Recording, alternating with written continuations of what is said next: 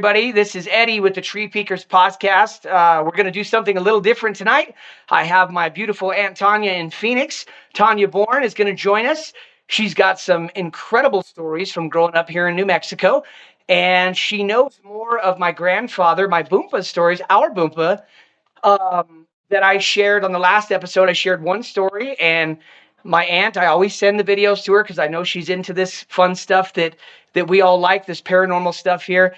And she texted me back after I sent the video, and she watched it, and she let me know she knows the rest of my Boompa stories and asked me about a certain one that I had a little bit of memory from, but she obviously knows the rest. And we've talked about this for over a year about getting her on. But truth be told, guys, I'm still very much new to this. I started this a little over a year ago, and I just figured out how to do this live from New Mexico to Phoenix with I don't have all the crazy equipment that normal podcasters do. I kind of do it fly by the seat of my pants, but I think that's part of its charm. So that's what we're doing. We're doing a screen recorder on a Facebook video call. So that's what you're getting tonight. Aunt Tonya, it's so good to have you. I'm so excited. We've been talking about this for a while, and we're going to get to it tonight. So let's start by just talking about, because I mean, you've got a few crazy stories you told me about when you were younger, long before, you lived in the house here in Farmington that was quote unquote haunted or had some bad spirits in it, whatever that was. There's a story you told me from when you were a little girl, and you were like at a funeral or something. And remember the older lady and she was dressed like in older garments. She came and sat by you or something like that. Do you remember that? Yes, I very much remember that. I'll never forget that. Um, so what it was a friend of my grandmother's, not my nana's, Yeah. um, passed away, and we went to that service. She took me with her, and I don't know how much you know, but I was a very sensitive Yes. child. I see Right. things, a You've lot of told things. me, and to this day, right? Very Yes, heightened, sensitive to the things that are beyond the veil on this, like right, like to yes, the netherworld or whatever we call it, right? yes, yes. Still have experiences Yeah, ever since. right. I was a girl, and Nana knew very much about it, and showed me how to navigate through that, and some of her sisters too. They Okay, that's cool to know. Yeah. Yeah. So, but Well, that yes, we explains why my mom was so.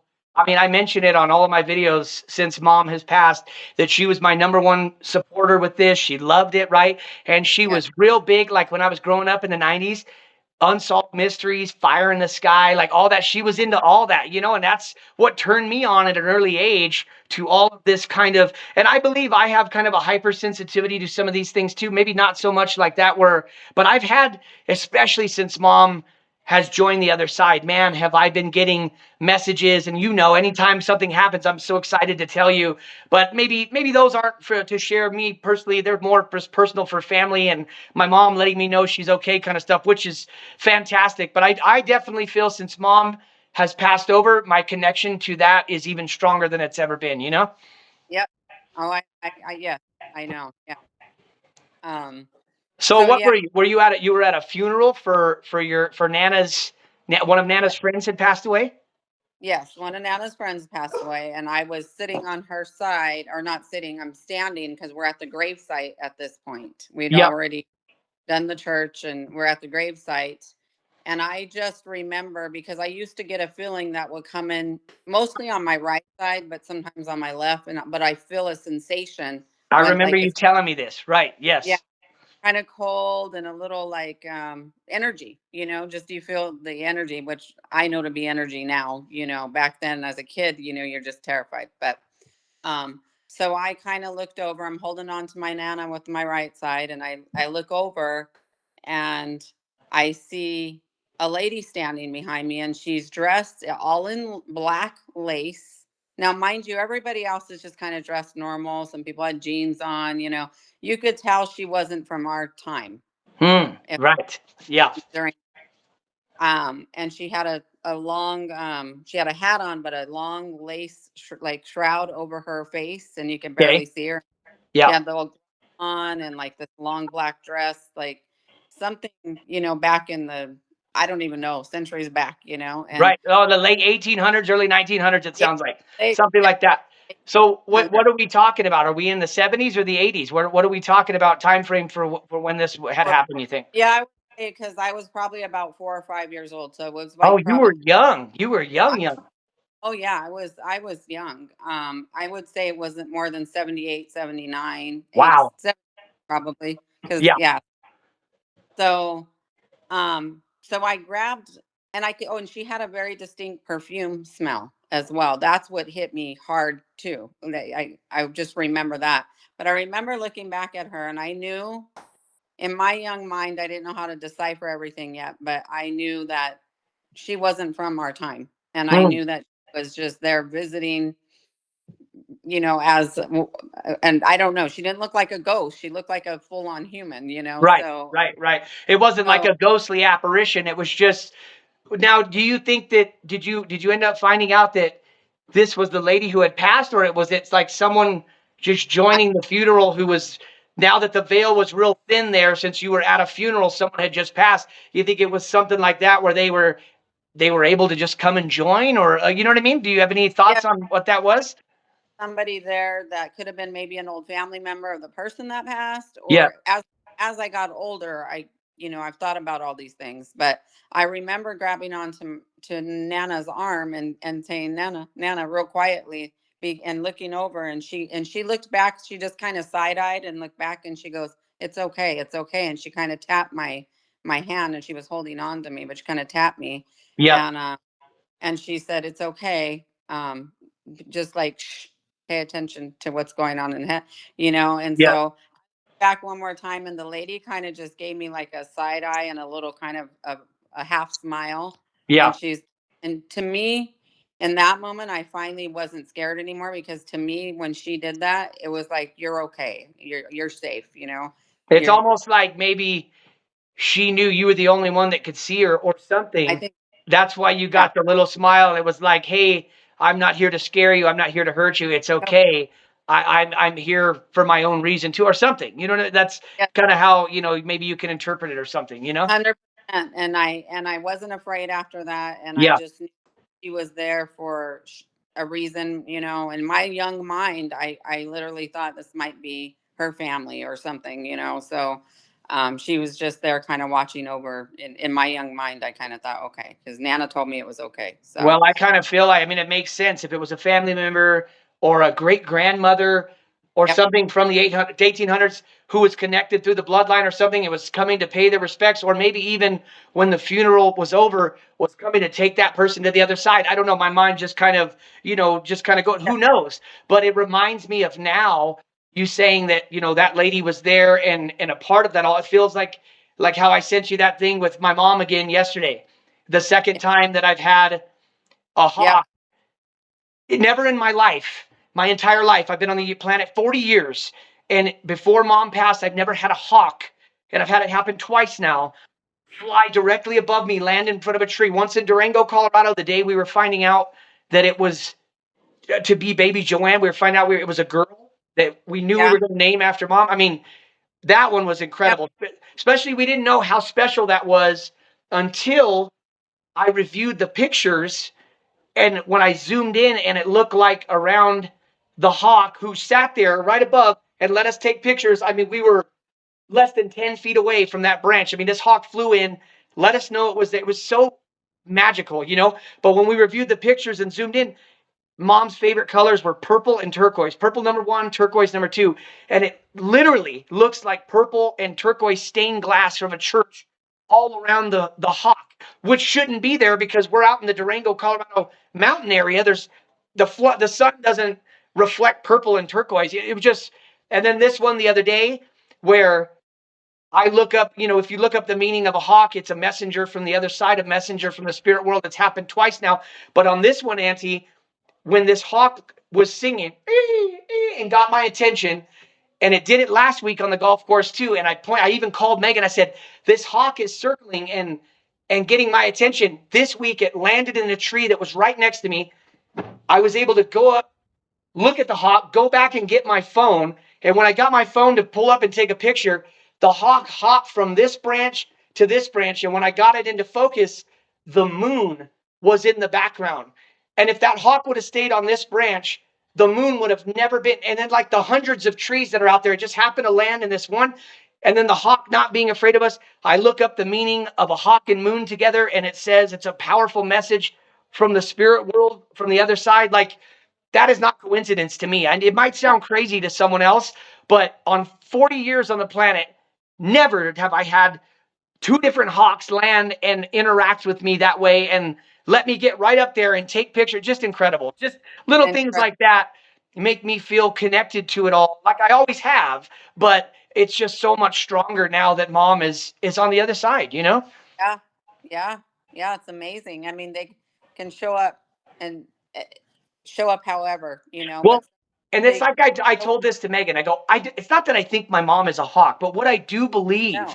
look, what I do believe is there's such thing as they call like walk-ins, right? Like you Yeah, could do a walk-in, and if there is like a spirit, like an animal or whatever that allows it, or maybe even a human being, and they can take that brief second to come in back to and just it's like I know that bird isn't my mom, but it's like a conduit. You know what I mean? It is a conduit where she's able to come yeah, and let us know she's watching over us. Let us know, and that's just a little insight on that. I know it gets a little personal, but I don't mind sharing. But I don't want to go too far with, because this is about paranormal experience, but it kind of fits in too. And I don't it's mind energy. sharing a little bit with the Yeah, followers and everything. But every time something like this happens to me, whether it's little or major, I text you right away because not everybody gets it. And I'm sure they all think I'm crazy. They probably see the pictures I post. Oh, Eddie thinks his mom's that bird. It's not quite that, but I am interpreting it a certain way. And it feels, more importantly, there's a feeling I get from it where it makes the hair on my arm stand up. And it's more than just that bird landing in a tree. It's like, it's just special, and that's how I choose to interpret it and believe it. yeah, yeah. No, and same here. I mean, I've had it's too much evidence out there for me. So, I you think know, so. I think like so much. look at I'm all look. I've got all the planets and astrology representing all the people I love. I'm into science. I'm into all that, but I do believe science can only measure a certain amount of things. There's some things that can't be quantified, right? Like the mind and the spirit world, Yep, souls, and yep, all that you can't measure with an instrument. And those are the things that are more sacred in life than anything else on the planet. I tell people all the time, you know, like what I'm trying to build in this life is connections with the people I love. So that way it transcends this world to the next, because you're not going to take your car with you. You're not going to take, these material items that you can purchase at a store. Like none of that shit matters. You know what I mean? It is no, it is the bonds and the connections we make in this life with other human beings or with the animals we love. I still feel like my dog yep, Star is with me, who was riding yep, with me for over 10 years, and I still feel her presence. And that's just I feel like the ancient civilizations were more tied into stuff like that, and that they knew a little bit more than what we know nowadays. You know what I'm saying? yeah, When it comes to yep, all that stuff, we've kind of taken this curve for technology and stuff and kind of walked away from spirituality and all that. And I think that's something that's maybe missing in human beings today. There's a hole in people who don't feel that kind of stuff, you know? yes, agree. I absolutely agree. Yes, yeah. Well, okay. Should we go to Trinidad, Colorado first, or do you want to talk about the haunted house you grew up in? Let's go to Trinidad. Let's go to Trinidad and finish off a couple of Okay, Bupa's so you might stories. have a little bit more information. I was like kind of like spitballing the other day and saying that Boompa grew up in the 1900s, maybe around the 1930s. Him and his Yeah, brothers were like 21 and above. Am I close right there? Do you know the yeah, actual? I know we celebrated Boompa's 80th birthday like in 2005 or six. So you go back 100 years, that would have been 1925. So maybe he was a child growing up in the 30s, and I was just a little off on the dates there. yeah. So he was in Pearl Harbor when he joined in 720 when he was 17. Okay. So, so I'm guessing it all had to happen before that, wouldn't you think? Unless he went home and it happened during the time he was home. He never Right. specified. Like Well, some of the so. best stories he's got are from when he was a child growing up with the Black Yeah, Bridge and all that kind of stuff, right? But let's start with the story that you asked me if I remembered the other day. You said something, and it sparked my curiosity, and a memory like flame ignited. but it was flickering and it didn't ignite all the way. I couldn't quite grasp it, but I do remember something happened. They went outside the next day. Tell me that. Refresh my memory on that one. Okay. So the story that he told was, or they all slept in the same room. All the brothers Right. slept in the same room, and three of Right. them slept in one bed. Does And this have to do with like levitation or something? yes, Okay. yes, Yes. It's coming back to me now. This is crazy. yeah. Yeah. Okay. Yeah. So, so it was him, and the youngest brother was in the middle. He was on the outside, and then one of the other brothers, which I don't remember which one exactly, but I want to say Uncle Layford, I think. But anyways, out on the other side, right? Okay. So, um, but the way he explained it is one night that the one in the middle, the one uncle in the middle, was screaming, and the youngest one, right, just hollering and screaming, and they woke up, and he wasn't in the middle. They didn't see him, but they could hear him. So they looked up, and he was like levitating up towards the ceiling, and they were trying to pull him down, and they couldn't get him. Whatever it was really strong, and they were just Wow. yanking, couldn't get him down. And they tried for some time, and they tried for some time. Sorry, there's a phone call. I don't know how. Let's see. Okay.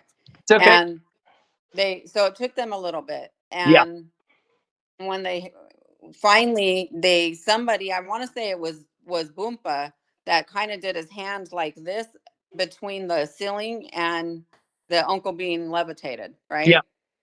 So, and when they did that, he dropped down to back to the bed, and they were freaking out. Like, I remember him saying they were trying to tell them, scream for the mom and dad, or tell the mom and grandma and grandpa, but they were like, oh, go back, you guys just go back to bed, Yeah. just mess around or something, right? So so that happened, and the next, so they, whatever, they must have fallen back to sleep, whatever. The next day they went out, and that window that was behind them, they went around the side of the house, and they were looking, and there was a dead bat. He said one of the biggest bats he's ever seen, and he had ever seen up until that point. Wow. Now, how old was he? I don't know, Yeah. but there was a dead bat there. So that was that story. Basically, the basis of that, like, Dude, you know you know what's so crazy is you say that it brings back my memory, but it also reminds me of something that happened to me, my friend uh, Mitch, and cousin Timmy when we were growing up here in Farmington in the late 90s, maybe early 2000s, I would say right in there. But Raquel was here over the summer, and Raquel watches all these videos from Sacramento too. She's going to remember this. Check this out. This is almost like it's similar, but dude, okay, honest to God truth on my 4 children that are in this house sleeping now, down for bed, okay? On my wife, my family. This yeah, happened. This is the God's honest truth, and it literally involves levitation and everything. Okay, so when we were kids, we thought it was cool to sleep out in the front room, have a sleepover, right? So my best friend yeah, Mitch, cousin Timmy, right? Uncle Ron and Aunt Barb let cousin Timmy come over. Raquel's there for the summer. So we're all hanging out in the front room. We've got our blankets and our pillows, and we're watching. We're probably watching what we should be, HBO or something late. You know what I mean? It's there. sure, It's the 90s, early 2000s era. But I've got to be 12, 13 years old, something like that, right? And my friend's the same. Raquel's maybe a year older. Well, Raquel goes to bed for the night, and there's 2 couches, one here and one here, okay? And I lay on this couch. We turn the TV off. We're ready for bed. It's around three in the morning, probably, right? We stood up late. It was during the summer. There's this couch here. Now, cousin Timmy is on the couch. Mitch is on the floor, on the carpet right here, and I'm on this couch here, remember, okay? We lay down for just a couple minutes, and all the shit pardon me, excuse me, all of a sudden, Mitch, who's on the ground, and Timmy's on the couch, Mitch goes, oh shit, oh shit. And as I I'm like laying down with the covers, and I like get up to turn around and look, I fucking swear to God, dude. All of a sudden, the couch, which should be firmly planted on the ground, on the carpet, was like, I know how crazy this sounds. I'm even like just taking me back to it around, and I'm like shaking. The couch was like, I don't know, a foot or two off the ground. That's why Mitch said, oh shit, oh shit. Timmy screams because obviously he like sat up and looked and noticed that the couch up. The couch comes down. Boom! It shakes the whole front house up on the property up there, right? Yeah. This wasn't just in our imaginations. Raquel comes out from her room. Mom and dad come out. They're pissed. They want to know why. What are you guys doing? Are you wrestling? We're kids, like, Yeah. but dude, I remember I almost am in like disbelief of what I just saw. So I get up. Timmy and Mitch run to the back to where my parents and Raquel are coming out of the back rooms back there. And I am like going over there, I get on the couch and I'm looking out the window, and Timmy and Mitch are yelling at me, Eddie, it was the couch, get off of there. So I get off, but I'm like in disbelief because I don't understand what I just seen. But Mitch is like so scared that he Yeah. wants to leave. Mitch stayed at my house 1,000 times. This never happened. But the craziest thing is, why in the world was that couch hovering off the, I'll never know, okay? Yeah. But I swear I do remember it was like between 3 a.m. and 4, and that's like the demonic witching hour, they say, or whatever. Remember, maybe it had something to do with Yeah. that and just where we were at that certain amount of time. But I do remember my friends too when we were growing up, and this will sound crazy, but you'll love this. My friend Royce, who would come over, and back in the day, it wasn't like it is now. So late 90s, early 2000s, we've got a desktop computer, but we're all on it downloading MP3s. There wasn't YouTube. There was different things you could download, like live of your favorite band videos and stuff, So we're doing stuff like that. And all of a sudden, Royce is like, it's your mom, you know what I mean? And like thinking we're going to get in trouble because we're probably looking at something we shouldn't or something, being teenage Yeah. boys. But I get up and I go over there, and their door is shut. Mom didn't come out, but he goes, no, it was your mom in a white gown. She was wearing a white gown. I said, my mom doesn't have a white gown. When I tell mom about it the next day, it's like one of the first times I learned that she had a twin that died at birth. You know about this? Yeah. Yeah. Oh And yeah. my Yeah. my friend Roy swore that my mom was coming down the hall in a white gown, almost kind of like what you said, like old. It was Yeah. it was weird. It didn't happen all the time. It was one fucking time, but that just kind of felt like, your story just now reminded me of the couch, and boom, right? And Yeah. of that, what Royce thought was my mom walking down the hall. So when I think Yeah. about it, I am like, I always have been like connected and privy to this. Dude, I even when I was a kid, I remember like being in the back, like coming home from La Hada where, my dad's parents, Josh and Pop. Yeah. And I would Yes. like, I'm going to sound crazy, but I would like see stuff in the sky, not like making images out of clouds, but just like faces and like angels and things like that. And I would tell my mom, and my mom loved it. She believed me. She didn't think I was crazy, but I couldn't go and tell everybody that kind of stuff. And it's weird that I'm even thinking about it now because I haven't thought about it in 30 years. You know what I'm saying? Yeah. It's amazing. Yeah. Yeah. Your mom was we talked so much about all this stuff, Oh, dude, and she's got like, I've like she I've knew it. inherited all her stuff from her room, like her book of angels and all this. And I'm already Yeah. into that stuff already. But I feel like bringing all of that like stuff that she was into my home just Mhm. brings like more of her essence in, and it Yeah. makes me feel good. You know what I mean? Yeah. For sure. Yeah.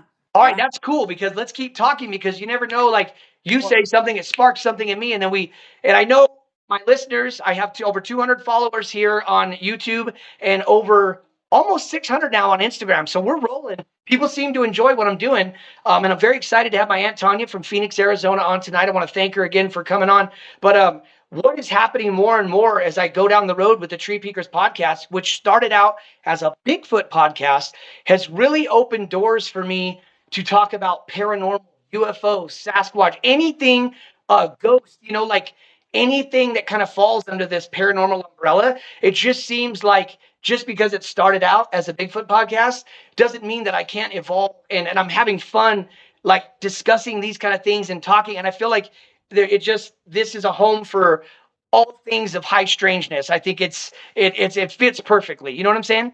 it does. Yeah. I do. Yes. As So Trinidad, Colorado, the 1930s, early 1920s, whatever it is, right around that Yeah. era. We're 100 and some odd years in the past. It's even cool to think that like our grandfather grew up in that. You know what I mean? Like, I, it's I amazing. love that. I love like that. My connection to the 1950s is because of mom and all the stories she would tell me from there. And Yeah. but The Black Bridge. There's a couple stories from there. Is there not? Um, there is, but I'm the ones that I remember the most, like the man that do you remember about the man walking in front of him? Yes, And that's is that over the Black Bridge though, right? When he's walking home I from school or no? I thought it went over the Black Bridge, but I don't know for sure. I'm Well, not I know real. about the hand grabbing the foot. You remember that one? Yeah, Okay, so we'll yes, talk about that one. But whether this other one happened on the Black Bridge or not, these stories were told to us from our grandfather, who we called Boompa, yeah, from when we were growing up, my auntie in the 70s and me in the late 80s, early 90s. So these stories are for a long time ago. So if we get a couple little things that are, you know, we're just trying to do our best to remember these. So tell it as you remember it. The man walking in front, who I think didn't have any footprints in the snow, if that's correct. yes, yes. So he's there was a man. I want to say he had, from what I remember, he had like a long coat, trench coat. It was cold out, it was snowing. Yes, Um, exactly. Yeah. and, and Boompa was young at the time, and he was walking somewhat behind him, a good ways behind him. I don't think it was that far. I don't know the exact distance, but Yeah. um, he's walking, and um, he's he sees this man in front of him, and with a long trench coat on and whatnot. And as he's walking, he's noticing Whoopa's leaving footprints in the snow, but he started to realize this man wasn't leaving any footprints in the Well, snow. real quick, I'm going to just interject something in there real fast. I remember Boompa telling me that he was like walking home from school and was like, it was starting to snow and it was like starting to get dark or something. And he was scared. Yeah. So he was like going to like run up and ask this man if he could walk with him or something like that. Do you remember? Yes, Is that right? that's right. You're 100% on that. Right. Yes, And that's where like that's what it was. he can He hear himself walked close. going through the snow and see Yep. his prints. But as he gets closer to this gentleman, you take it from there. Yeah. As he gets closer to the gentleman, he I don't know if he just looking down, and he Yeah. looked down, and from what I remember, and he just said he noticed there was no footprint. So he was kind of like, when he looked up, the guy was kind of floating, Right. floating. Right. Yeah, Exactly. Yeah. he Exactly. was floating. He wasn't actually taking steps, No. it didn't, yeah, his body wasn't moving that way. Yeah. Dude, So and that's just he crazy, and from it, like, there, makes me think, like and he booked y it back the other way. right, exactly, he took off running the other Yeah. way. It makes me think, like, even just, like, 100 and some odd years ago, or you go back a little further, I feel like there Hmm. was so much more of, like, that stuff that people noticed.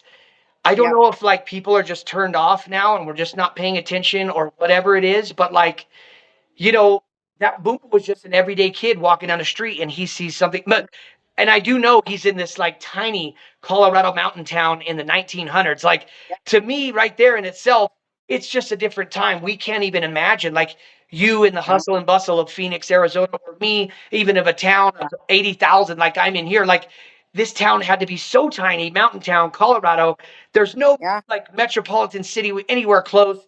I just feel like, an old mining town or whatever, there's always so much like energy around those mountain town, Colorado, Nevada, gold mining, silver mining mountain towns like that, you know? And they're all mining towns, a lot of them, Yeah. because I've stories from my ex-husband's mom and dad that had the same stories, and they're from um, Clifton, Arizona, and it was also a mining town, and they have similar things, that they've told us. So, Wow. I That's mean, that's crazy. I'm See, I'm sure not every the exact family, story. I'm sure every Yeah. family has like some sort of, Hmm. where these things happen to people. And whether family members believe them or not, like, certain people do experience these things. Like even me, like you re-sparking that memory from my childhood of where that couch, I mean, it sounds Yeah. unreal. And I know it sounds crazy, but it was It real. It was.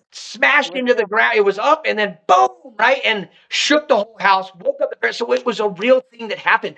Mitch or Timmy together couldn't have lifted that couch up and slammed it on the ground like that. It just No. wouldn't have happened, and then No. there's no Yeah. reason they would have done that anyway, but Yeah. um I remember, maybe you remember this one or not, but a story of Boopa. He always talked about the Black Bridge. I don't know if it was Yeah. a scary bridge to him or whatever, but an old train that maybe an old train would go over it, an old coal train or whatever. But he had to cross that bridge to get home. And one time while he was crossing over it, well, maybe it was him or his brother, one of them, but something grabbed his foot. Yep. And that bridge beneath it was a river and probably a good, I don't know, 30 to 50, 100-foot drop, whatever it was. So there shouldn't have been anyone under there to grab No, onto his foot like that. And do you remember any of that story or I do remember, but I think it was Uncle Layford. okay. Right, I want to say it was one of the brothers for sure. Right, but they Um, got grabbed on the bridge and they they had to, got grabbed. right? They They, looked they down and they weren't screaming. just stuck. There was a Yeah, hand that was gripping the foot, right? yep, yep, and couldn't Yes, get away. The right. strength, so they could not get their leg kicking and screaming and yelling, and yeah, Man, yeah. I don't remember. He just finally broke free, or finally let go. Something finally let go, and just yeah. again ran out of there. I But yeah, can't I can't remember if Boopa told that story as if like Uncle Lafer or whatever like screamed out and asked like help like for help from God or Jesus or something, and then he was released or something. I'm remembering something, but I don't know exactly. You know what I mean? But somehow, some way, he was released and was able to run off. But it was pretty terrifying from what I understand. You know what I mean? Like yeah, when he got home, he was terrified. You know what I mean? yeah, yeah. Now, did Like I tell the lady goat story right the other day about the you brother? did. Right? It Yeah, it wasn't Boompa in the bar. It was one of his brothers who was a bad that was alcoholic at the time, brother. right? Yep, yep, And there was a lady who had her eye on him all night long. And yep, finally, towards the end of the night, they start mingling, start talking, and she wants to get him out of there, right? And as he follows her out, what is to be a woman, looks like a woman, right? Follows her out. And yep, when they get outside, whether it was the not cement, what do you call it, the walkway or whatever it was there, what stood out to him was the cluck, cluck, cluck, cluck, cluck, cluck. yeah, And when he like does a look, it is a woman from the torso up. But as you get down, it is goat legs and hooves, yep. right? That, that's the exact story. Yeah, that's exactly what I I was mean, told. dude, if that's not fucking terrifying, I don't know what is. You know what I'm saying? Yeah. Oh yeah. Terrifying. Yeah. Whoopa would tell us these stories when we were little. We were little. We would hear all about this, or hear them talking about it. Yeah. Like him and Uncle Al and Uncle Hank, all of them. I remember them talking about all of those things.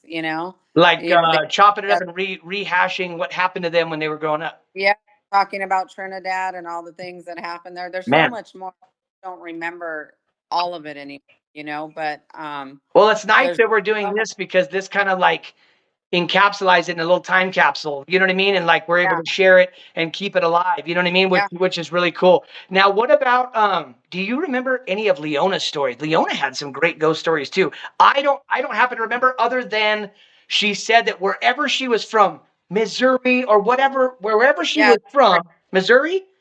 Joplin, Missouri. Okay. Yeah. Well, with her first husband, she said her house was Yeah. haunted. She said this, Yep. and she said that like he would come home and all the pots and pans and Yep. everything would be open, all the doors and everything, kind of like your classic shit you would see in the movie Poltergeist or in haunted movies. Like she's like we were being told this by Boompa and Leona, like they had no reason to sit here and make this shit up to us. You know what I mean? Like, Yeah. and she would No. say at nighttime when they were trying to sleep, bam, bam, bam, bam, bam, bam. You'd hear the like this right here in my drawers, like you know what I mean? You'd hear the slamming Yep. and shit. You know what I mean? Like Yeah. or the clinging of pans and all that.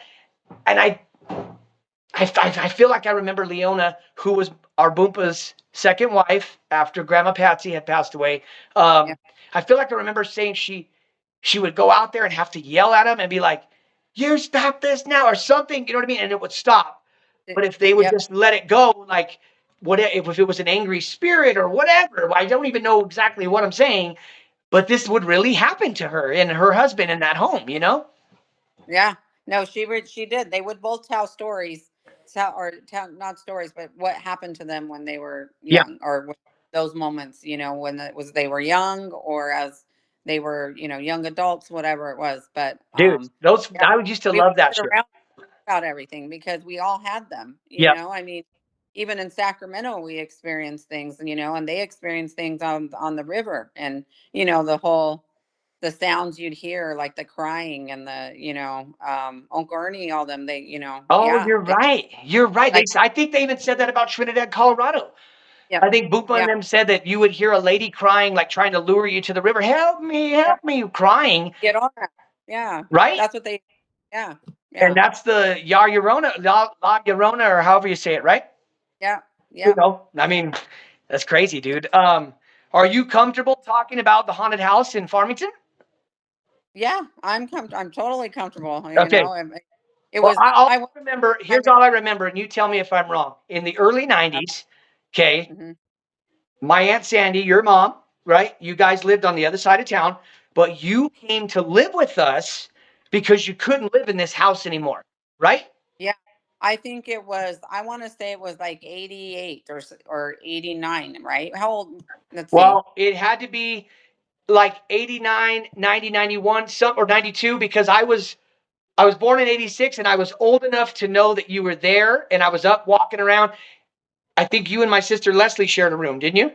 Yes, we did. So I Yeah. remember that. But if I was like 2 years old, I don't think I remember that. So I had to be at least 4 or 5, maybe, you know what I mean? Okay. Somewhere in there. So I was a little older because I thought I was like 14. I feel like I was in like 10th grade, maybe Hey, maybe 15. maybe it was. Yeah. I mean, we're going I was. back like 30 something years. Maybe it was like 94, 95 or something. No? Yeah, maybe it was because I had my son in 93. So it had to be So like 90 or 91 then. 92 at the yeah, latest. yeah. I would say 90 or 91. But anyhow, we lived, my mom and my stepdad. I lived with obviously with them Yep. and in a house in Farmington, and we experienced so much there. But Like and scary it stuff though, right? Like not this wasn't like friendly like no, paranormal shit. This was like there was a powerful scary entity in that house or yeah. something, right? I think what I think it was, after time went on, like, and as I got older, I think there was a portal there, to be honest with you, Right. because of all the activity was, you just can't make it up. There's just so many things that happen. Yep. And I'm sensitive already, you know, and so when we moved in there, I told my mom, I don't like the feeling here. Like Well, I I could think just too, when a feel it. hypersensitive moves into a place like that, or is Yeah. it like you feel the energy and they feel you, right? And maybe it makes them more active because like Yeah. maybe they're upset that there's that other force that is now, Well, you a know? light. There's a light in Right. there, Yeah. light. So, but even mom could feel something, and Joe was always like, yeah, he was, he didn't say too much about it, Yeah. but Yep. so the first thing, so um, we were there probably for a good couple of months, and when things really started to kick in and pick up, and we had a couple little those little Boston Terriers Joe had, Oh, I, I and was one. I was getting ready to remember. I remember the big one about the dog and the scream. And so yeah, yeah. Tell me. Yeah, that was the final Right. That straw. was the last of the last where you split after that, right? Yeah. Yeah. But like some things were happening. You just felt eerie. It was a pretty nice sized place, and in the back you go through the front living room, then into the kitchen, and then to a sunken living room, a huge sunken living room, and that's where we had. It was just like the family room. That's where they played their music. That's where there was the bigger TV in there, and it's where you kind of hung out at night, when everybody else was asleep down the other hallways. So. Yeah. Um, Anyhow, so one of the first things that happened in there was we were watching that movie Three Men and a Baby, because remember in Three Men and a Baby, if you've The ever ghost seen it, boy. the ghost boy, right? Which That's and crazy. You bring that up. I just was telling I think my daughter Riley, because she calls herself a horror girl because she knows dad likes horror movies. So I've turned her on to yeah, all the old school stuff. She loves watching them with me. But I told her about this movie that there's an actual ghost. I just shared this with her the other day. So it's crazy that, and I haven't talked yeah, about that movie in, well, 30 years. And now you're bringing it up. It's just crazy. So yeah, I do. I know exactly what movie. yeah. So we were playing it specifically on a VHS, right? We had VHS to play for my brother because he wanted to see that scene, Yes. right? Right. So we were playing it, and as we all got to talking, and you know how you start conversating during movies, and you got a few people there with you, Oh yeah. and and all of a sudden the movie just shut off. The whole TV shut off. Everything shut off. The VCR, everything just shut off, and nothing else shut off. No lights, no power went out. Something just shut off. So we're like, what the heck? Hmm. So so my brother gets up and turns it back on, and guess what part it was on? We got to talking, and we forgot to look for that moment, and it was in that exact part that was on. He turned it back on, paused it, and that was the exact part. And you can see the person The in little the boy who's like off in the corner as the scene is yeah, like happening, and the like boy's behind something, if I remember correctly, like in the while they're the two men and the baby are like walking this way, he's walking like in by. the corner just standing there or something, right? Yeah, and then so it was right on that part. So it was because, whatever was trying to show us, well, you wanted to see this part. Well, that's kind of Like, crazy too that it like shut off on that part when you turn it back on. Like an old VCR, it wasn't like digital like we have now. So when you hit play, it's got to like wind that tape and then boom, it's yeah, there. That's yeah, crazy. And then if that really was a boy, an entity of a boy there, and you say that this house you feel was like a portal, like oh yeah, those things they're smart in their own way. Those entities, the spirit realm, whatever they know. So if they knew intuitively that that's what you guys were looking for, and they stopped it right on there, that's yeah, that's kind of scary in and of itself, right there. yeah, for sure. And Was it Uncle so David who wanted to stop it there? well, yeah, we were gonna pause it whenever it got to that point so he could see it, But it but we paused got it. It to paused it for you, it paused it for us because we were dude. all talking That's and crazy. Yeah, so we everybody kind of was like, wow, kind of tripped out on that, right? Because they were like, you can't make this up.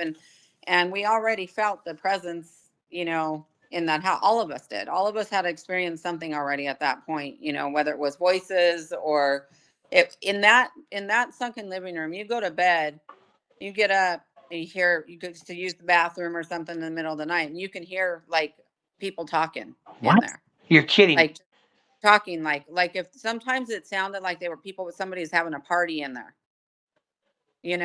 and Crazy. you didn't go investigate because you just wanted to get back and hide under the covers. Yeah. But And you say you would hear yeah, voices and stuff too, like I like would it like they sound were like it's like coming like from right here by your ear, or like you'd hear it off like outside talking and stuff? no, like if it was just in the other room and they were just like people talking and conversating and but quieter, like they're trying to be quiet, You, like more woo, whispers. that's creepy. That would be creepy, dude. There's many things that happen in that home, but so the dog always stayed with me, and I was always comfortable with that because she would always like start growling if something, and you can almost feel your hair standing up, like sometimes. And um so you would in the mornings my mom would get up she'd get up early. They Joe would be getting up for work, she'd be getting up getting ready for work, I'd be getting ready for school, whatnot. And mom had a lot of things that she'd be making lunches and stuff, and or cooking breakfast, and something would like yank on the back of her hair, or like poke her in her side of her rib or something, like something would poke her real hard, and then nobody's there, it's just Yeah, her. But one of the biggest things, and it happened to all of us, is you go in the kitchen, especially if it's late at night or early in the morning, and you're doing something in there, and you just start getting banging right under your feet, like something right under your feet, just banging, like like if they're trying to hit the bottoms of your feet from underneath, that's weird. and and and was loud too. It wasn't quiet. And I thought, okay, is it the pipes? There's nobody up. Everybody's asleep, and Yeah, you're usually alone. Um, One of the things that happened is my mom, Joe, and I, um, you'd smell this perfume. It was a very distinct perfume, and you would smell it quite often. And it would just kind of get stronger and stronger and stronger. Well, one day we were following it, and Joe was leading the way, and we kind of followed the scent, right? And it was taking us to the back hallway all the way into their room, and it was get stronger as you followed it. And so we went into their room, and they had one of those. I don't even know if you've ever seen one of these because they're so old. He had a clock still from like the 70s or something, right? hmm, And it was one the little, like, I can't remember what they're called. They flip the little film, like it almost looks like film. The numbers are like Oh camera yeah, film. yeah, yeah, yeah, yeah, yeah. I know what you're talking about. Yeah, and they'd be Yeah, like and like that, yeah, like that when when the the time, number changed. yes, Yeah. yes. Okay. Yeah. Yeah. Yeah. Yeah. So So we get in there and this clock lights up orange because when the alarm goes off, it'll light up. The alarm wasn't going off, but all the things started flipping, just all of them, all four or whatever, however many were on there, for to tell the time because it had the little dots and then for the numbers on each side, Yeah. So, and we smelled the perfume so strong and yeah, it just the clock was just going crazy and I just ran out of the room and then mom ran out and then Joe just stood there looking at it, but Oh, the you know numbers were like this, like, yep, they were real fast just going and through they all of the usually numbers. change real slow, right? Yes, yeah, this was like changing, like they wouldn't stop. It wouldn't stop. It was just going, going, going, just usually they flip one at a time, and it was just a Exactly. whole. Yeah. Yeah. Yeah. Yeah. Yeah, Yeah. Yeah. yeah. So that was something. um I know that there was times that I would be in the living room, in the front living room, watching TV because I didn't want to go in the sunken living room at night if nobody was up. Everybody's in bed, so I'd be in the front living room watching TV. And one night, um, you just kept hearing like the stuff under the house, whatever it or the banging under the floor. And the dog was real scared, and she always was. She's very attached to me, and she was always with me. And I was laying on Was the the floor dog's because name Maxine? yes, Maxine, yes, It's crazy. All these memories I'm getting flooded with. It's cool. This is tripped out, but yeah, yeah, I like it. yeah, yeah. That it was like a little black So, and white dog. yep, she was a little Boston Terrier. Right. Yeah, Exactly. Yeah. Yeah. Yeah. Yeah. Yeah. yeah. Yeah. Yeah, so she followed me everywhere, especially at night when it was just me and her up. And it's like I said, it's always eerie in there, always eerie. There's never a moment where you don't feel any eeriness. But anyways, I decided instead of sitting on the couch, because behind me there was like the corridor to go out the front door, Yeah. so I didn't like that there was space behind me. I wanted to be, I didn't want my anything to come up behind me. So I laid on the floor with a pillow and Maxine, she was freaking out, and she kept coming over by me and I was holding on to her and then she jumped up on my chest and she was looking over my head and behind me. And she was just looking at something and she was just shivering and to the point where she peed all over me and I felt the presence.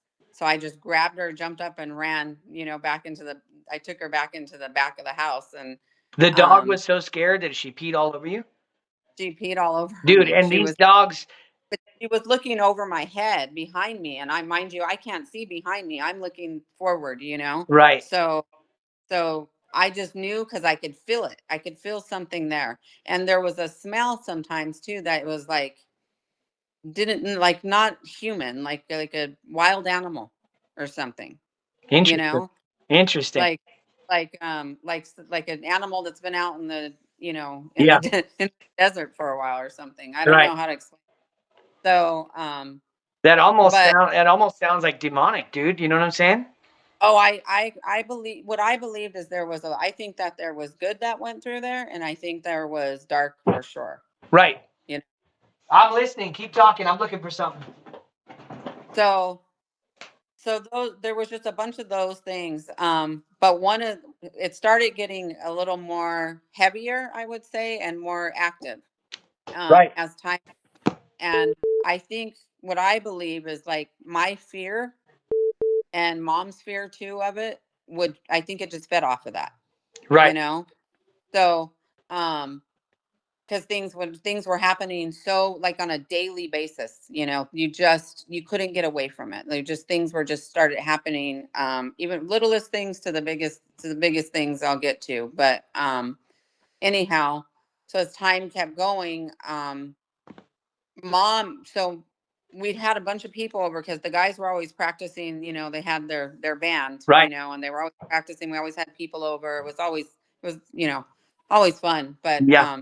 anyhow, so one day mom and I went into the back room because it was real loud. They were playing, and we went to her and Joe's room and we were talking about something. And we're sitting on the bed just talking, like, like we're talking right now. Yeah. And mom had got poked before we went in there. Something poked her in her back in the kitchen. And so we went back to the room and we were sitting there talking. And the next thing I know, I felt something like touch. She's facing me like you're facing me right now. And, and my back was to like the door and we're sitting on the bed, just, like talking. And I felt something just really like come up my back, like if somebody's just running their fingers up my back. And the next thing you know, my hair came up like this. Before you said that, And I was anticipating you getting to that. I remember you telling me this from when I was a little younger kid. yeah, When you came and why you were so scared, and I'm getting flooded with all these memories yeah. from my childhood, which is crazy. It's really neat. But yes, and then is this where the violent scream came right after that? Is this the same one or no? No, so that Okay, that was happened. Then I would say it wasn't, but a couple days later, I came home from school and I had to be there alone. And I told my cousin Janine, told Janine when we were leaving school, I said, call me as soon as you get home because I want to be on the phone with you until my mom gets home. So I got home that day and I think I called Janine actually. I think I called her. that's And how anyways, scared you were. You didn't want to be like alone in the I didn't house. want You wanted to be preoccupied with your mind on something and like yep, right? Yeah, yep, yep. So when you come in that front door, you go straight in through the corridor and then the kitchen, there's the first opening to the kitchen and right there on the wall was the phone. And it was one of those, just the button dial phones, whatever, with the whole long cord. yep, So and before I went back there, I went to the bathroom real quick. I had to pee. I went to the bathroom real quick, and all the doors in the back rooms were all open because I made note of that because I did that. I would do that when I came home from school. If you got to run into the bathroom real quick, you get home from school. So, yep. um, and so I made note of that, and then I went and I called Janine. And so we were on the phone and we got to talking and just talking to her gave me like I was at peace Right. talking to her. Yeah, I can understand that. Yeah. I I had the front door open and then we had this little rock, like this rock, crystal rock thing that held the door open if we want to just let the air in. So I just stayed right there talking to her and I can see the front door open. And next thing you know, I just hear boom, boom, boom, boom, boom, boom. Like all the doors just slammed shut down the hallway. And I just threw the phone and screamed and just ran out the house. Right. And I sat there on the steps until mom came home. And when we went back in, yep, all the doors were slammed shut and they were all open. That's So crazy. Yeah. it was either the next day or I want to say like maybe 2 days later at the most, maybe. And got home or went to bed. We got to bed that night and everybody went to bed and I just couldn't sleep. Something Maxine was with me. She was in the bed with me. She was shivering sometimes. She was like always on it. And so was I at this point. And I left And my the bedroom. dogs have hypersensitivity to shit like that. Yeah. And this is a little off base, but not. But like even when I told my story from the Bistai of my what I now to believe was a Sasquatch experience, where I said my dog Star was out running around all day chasing Yeah. jackrabbits, having a ball. But the minute that shit started and we were in the car trying to figure out how we were going to get out of there because the car broke down and night set in and whatever was growling at us and doing whatever, my dog, my German Shepherd Star, just to say how like Maxine was on edge and whatever, my German Shepherd Star was shaking like a leaf on a tree, terrified Yeah. of whatever it was that was in the darkness, just hanging out around us. So just for the listeners, just the animals are hypersensitive to things like this. You know what I mean? Whether Yes. it's Yes. anything Very. paranormal, they're tied into it. You know what I mean? Like they're gonna know it before we do most of the time. You know? Yeah. Yeah. Yeah. And she was always on edge anymore. Just, we all were. But yeah, so this specific night, I couldn't sleep. I'd fall asleep and doze off for a little bit and then wake up. And it was the most eerie feeling that I can't explain it. Like, it makes somebody's hair stand up. You just felt on edge and eerie. Yeah. So I'm laying there and I've got the covers up like this, Maxine's right there with me shivering and I felt a presence. You can feel something is in the hallway. I just knew there was something in the hallway. You can like hear it creeping a little bit, like if somebody was stepping real light, like trying to be quiet. You know Yeah. what I mean? Right. Going not everybody up. And at this point, I looked over at the clock, and it's 5:30 in the morning at this point. And all of a sudden, Maxine kind of crawls out to like by my feet and at the end of the bed, and she starts growling, right? And she's growling in a way that I could tell she was like on the defense, you know? So, and then I thought I was like, am I hearing something like a dog or something in the hallway. Something's in the hallway. You can kind of hear like it's getting heavier, heavier steps, heavier. You can hear it. And Wow. Yeah. or I remember this it was story. Yeah. yeah. So anyway, so she finally jumped off the bed, and I kind of had the covers like this. I was just terrified. And Maxine went to I had the door cracked a little bit, that night. And she went to the door, and you could tell she wanted to go out in the hallway, but she didn't do it. She was growling, then she started barking like crazy, just barking, barking, barking. And I knew, because I felt it. I felt the energy of it. The energy was so strong. It was so thick. And I knew something was coming. And I thought it was coming for me. That's what I felt like, it's coming for me. Because, Yeah. yeah, tormenting me this whole time. So, and all of a sudden you hear this loud, it let out this loud, horrifying growl, roar type. I can't explain it. It's the most demonic thing I've ever heard. Sound. It was, to me, it was a distorted something, a demon, something out there. Is what I thought, like a snarling, crazy looking demon. Right. And I just froze, and I don't even think I took a breath. I couldn't even breathe. And I heard my mom and Joe, like they were getting up, getting ready. And I heard mom say, did you hear that? Right. And she opened her bedroom door, which is like right across from my bedroom door, kind of little catty corner. Yeah. And when she did that, I got the nerve to run. Or no, I think I already ran to the door is what it was. And then she opened it. I ran but I didn't want to cross the threshold into the hallway, Right. because there was something down there. And she looked at me when she opened the door, and she goes, Tonya.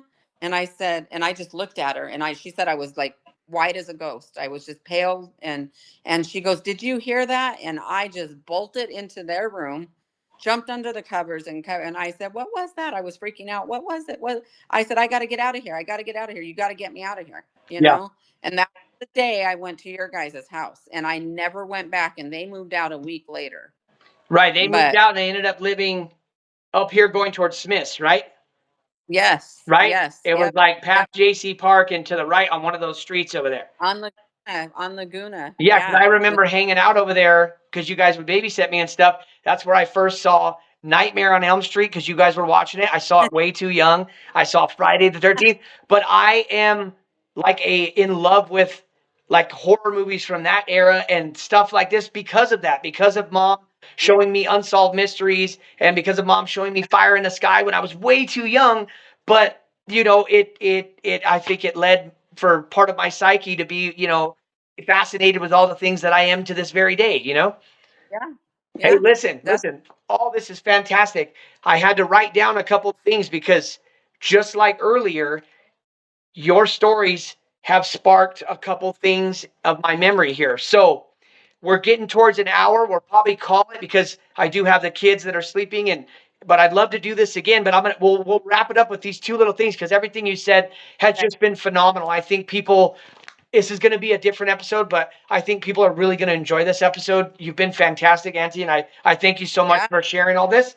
But real You're fast, welcome. I'll get a little personal here, not too far, but I'll just let the listeners know I've been sober from OxyContin since 2012, but I had a 5-year battle that was really bad, right? Until I met Yep. my now wife, Megan. I'm sure you heard rumblings of all this through the family when I was going through it, talking to mom. It wasn't good, okay? But Yeah. during that time, and I tell people this all the time, like when I look back to it now, all that negativity I was putting out into the universe, I was receiving it tenfold. And now that I've just put off all this light and beauty, I've received it tenfold. Being gifted our beautiful children and the life that I've created with Megan. You're going to get back what you put out, right? You're going to get it back Yeah. tenfold. Well, during that time, I wrote down here sleep paralysis, okay?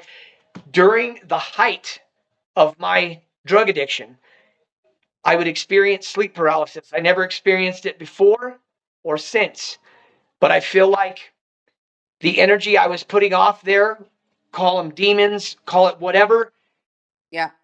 they feed off that energy. You know what I mean? And there was something that would happen to me at night, and it wasn't until I met Megan, and one of the first nights she stayed the night with me, I asked her if I could hold her hand while we slept, and she goes, "Why do you want to hold my hand?" And I go, "Well, this is what happens to me," and I'm going to explain it in a second, but I told Megan what happens to me, and I said, when I get caught, like locked in between the sleep world and reality, I want to try and see if I can squeeze your hand so you can wake me up, because what happens is really terrifying. Well, before I met Megan and when I was going through this alone, I would get caught like I would I, there towards the end I would be terrified to turn the TV off and go to sleep. So I would sleep with the TV on hoping it would help, but it didn't help. It was just something that I would try to do to comfort myself because I didn't want to be alone in the dark. That's how scary this was, okay? Well, I feel like all the light that Megan brought into my life when she came in, I feel like those things didn't like her because I chose that over to keep eating the pills and to, because at the height of my addiction, I would eat Oxycontin and curl up in the fetal position in my bed, and that was my romanticism and the only thing that I had. It was my addiction was all I had at that time. Everybody else had given up on me. I'd given up on myself. It wasn't a great time, but I had to go through that to get where I am today, you know? And it was so profound, Auntie, when I was able to start realizing what was happening to me, and then I became afraid of it. It's like it wanted even more from me, like because it knew that I was now aware. But what would happen is they call it sleep paralysis. And there's a documentary out called The Nightmare that is about this. And I watched a trailer for it years ago. To this day, I will not watch that documentary because I lived this shit. You know what I mean? Yeah. And Yeah. because I was in such a bad way, I feel like when I would get caught in this sleep paralysis, my eyelids are shut and I'm wanting to go to sleep, but as I'm about to fall into my sleep, into that the nether world of sleep, whatever it is, to get to the dream world and leave this reality, I would get stuck. So I couldn't open my eyelids, but I'm awake, but my body is now asleep, but my mind is awake. And once I caught on that this was happening, I swear to you, Auntie, I would hear the door creak open, right? And this never happened before my drug addiction and hasn't happened since I've been sober and been well. But it didn't happen in the first couple of years I was doing it. It was just happened when it got really bad and like it wasn't fun anymore. And I was doing it for like maintenance so I could feel normal, right? That's how bad Right. a drug addiction could get. And this is where I was at this time. But when I would get caught, I would hear the door creak open, right? And like I'm stuck and I can't move, eyelids shut. I'm now anticipating knowing that this thing is coming in. I can hear it. It remind me of what you were saying, right? Like I can hear it coming into the room. I can feel it when it gets onto the bed. And then there'd be this pressure on my chest, like something was on my chest. I could hear it breathing, but it didn't sound like a human. It sounded like an animal, right? Something Yeah. demonic. I don't know. But when I think about it now and what I feel like was happening was when I would go to rest and fall asleep or whatever, but all that negative fucking energy I was putting off in the world, Yeah. that thing would come in and feed off me at night, feed off that energy Yep. source of, you know what I'm saying? If that makes any sense, that's the I only way that I can 100. interpret it. You know what I'm saying? Yeah. Yes. And dude, Yes. so I have another thing that I wrote down here. I wrote Meg and I and the teacup thing that happened. So I just wrote teacup and Meg and I. But one night, when I first met Megan in 2011, I'm still in the throes of an addiction. It takes me a year to get to 2012, a full year to figure out how to get away from it. Okay. So in that year, Megan comes in and she's experiencing some of these things with me, right? Like two people do not hallucinate the same thing. Okay. That's impossible. That's not going to happen. And then check this out. So this memory that came to me while you were sharing, one night, I'm not doing too well. Okay. maybe I'm high, maybe I'm not. Maybe I'm in what's called withdrawals or whatever. So Megan's trying to cope with me and all this. I'm getting a little personal here, but this happened. Your story reignited this memory that I haven't thought of in many years. Um, all of a sudden, our TV in our room, we had direct TV, goes to like that 1980s, 1990s static screen. Okay. And you could feel Yeah. that energy in the room. We could feel, I'm like, do you feel that this is, I'm already not doing well, but Megan's like, what is going, like, it's like something, like we're afraid. Something is, we're afraid. All of a sudden, we hear mom, and because I'm living at mom and dad's at the time, this is 2011. Mom and dad, you can hear them rustling around and getting up, and mom comes in and knocks on the door. She goes, did you turn our TV on? I said, what are you talking about, mom? And she goes, come here. And we go into their room. Their TV turned on, and it's in the static screen. Okay, we have direct Wow. TV. It's 2011. You shouldn't see that screen. That's like an old cable TV style, Yeah. right? There's an Yep. energy in the air. My dad's like, what's going on? What the hell? Something don't feel right, right? This was, so they felt it. They came out of their sleep. Their TV woke them up, right?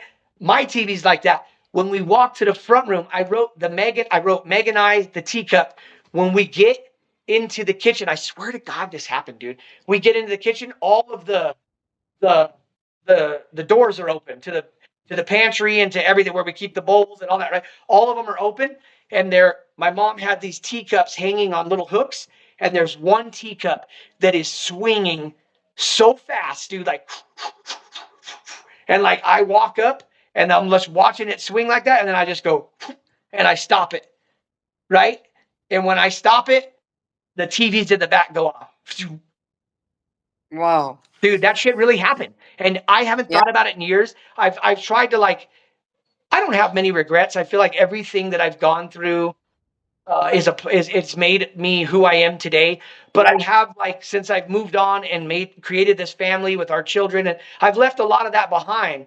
So when things like this flare up, it's kind of weird and crazy to think about, but that shit actually happened, dude. And I only Yeah. think that it happened because I feel like I had some really negative energy around me, negative spirit. Like, and I tell Megan to this very day, like, those things probably would still love to have me, but there's so much light radiating from me, the kids, my Yeah. family, and the love we put off that they can't get anywhere near me now. You know what I'm saying? 100%. Yeah. 100%. Yeah. So I'll have more about, we'll talk more because, later. I know we're getting cut, but when well, yeah, tonight, we're a now that, little over an hour now. I would say this is just, the first of many. Part one. We can do a part two. I'm sure the listeners are going to enjoy this because, to me, I was enthralled in your stories. I hope what I was able to convey and share is just as interesting. I think it should be. I know for all of the people watching on YouTube or Instagram, for that matter, this was a little different, but I have been transitioning, and I still love my Sasquatch and my Bigfoot stories and all that. But I'm just as passionate about these kind of stories, and I know you have more to tell. So I a want to lot more. thank my Aunt Tonya for coming on tonight. I love you so much. I miss you every day, and You're I welcome. look forward to doing this again. I'm glad I figured this out. Like I said, I kind of fly by the seat of my pants doing this. It's just something that I'm passionate about, and I really enjoy it. So hopefully I upload this. We'll see how it goes. And, Yeah. I hope the listeners enjoy it because this is all truthful, real stuff that we shared with you. And this has been episode 23 of the Tree Peakers podcast. My beautiful Aunt Tonya from Phoenix, Arizona. Thank you for joining me tonight. And Auntie, I'm just going to turn off the recorder and then I'll say bye to you right now. Okay? Okay. I love Okay. you. I love you too. Don't hang up. I'm just going to turn this off. Stay tuned for more episodes here on YouTube, and I'll have plenty more updates on Instagram for the Tree Peakers podcast. Thank you again, Aunt Tonya. I'm going to end this right